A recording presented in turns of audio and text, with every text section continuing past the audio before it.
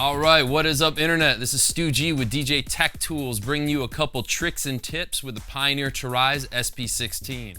First, we're going to look at using it in a live situation. Then we're going to go into the studio and check out a little processing trick and tip that you can use with the SP-16.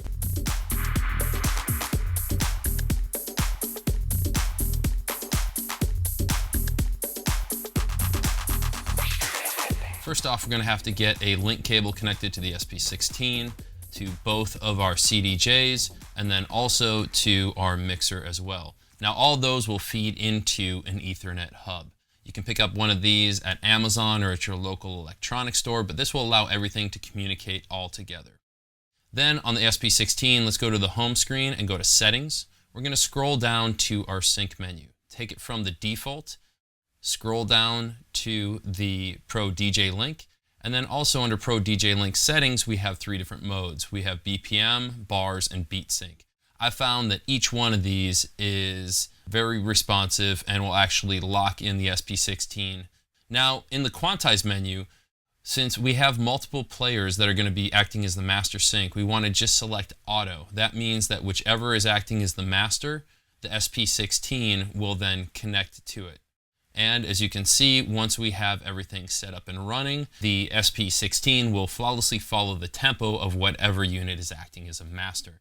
Now, with the SP-16's ability to real-time time stretch up to 16 different loops, it's really a great addition for live performance, layering loops on top of whatever you're currently playing, or full live performance. Now that we've gone over how to set up the SP-16 for a live performance situation, let's get it in the studio and have a look at this little production tip. I've been using this a lot lately on my bass lines, my drum buses. What we're doing is we're using this as an external processing unit, passing whatever track we have in our session through the Dave Smith analog filter, using the drive knob in order to add a lot of analog warmth and overdrive to whatever we're passing through it, and then bringing it back into our DAW. It's a really good way to fatten up all your bass lines, make your drums really punchy. So let's take a look how we get it set up and how we do it.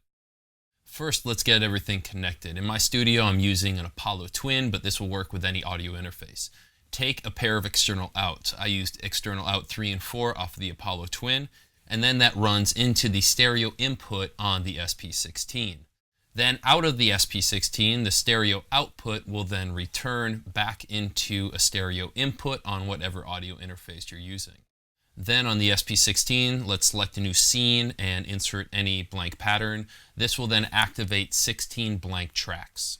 From here, we're going to select any one of the tracks, and in the upper right corner under track type, we'll switch it from sample to through. This will then allow any audio coming into the SP-16 to be passed through as an audio signal running through the Dave Smith analog filter on top. Now, depending on how much output you have coming out of your DAW, you can use the level knob on the back of the SP-16 to adjust it, increase it, or decrease it so the unit is receiving an adequate signal. Now, this method will work with any DAW. For this scenario, I just happen to be working on a project in live. So here I have a bass line, and I really want to fatten it up and add some nice analog warmth and some harmonic distortion. So I'm going to take the master output and actually switch it over to the external 3 and 4 coming out of the Apollo, which is running into the stereo input in the SP-16. The master output of the SP-16 is then coming back in through my input 1 and 2 from my Apollo. Then it's as simple as activating the Dave Smith analog filter and adjusting the drive knob to taste. I found that about at 50% you get some nice rich harmonics added to the signal, and if you want to overdrive the filter, you're going to get some analog distortion and some rich saturation. Now, if the distortion on the top is a little bit too much, you can use the high cut then just to simply roll it off and have a really warm, punchy signal returning back into your DAW. So until next time, this is Stu G with DJ Tech Tools, and I will see you guys in the studio.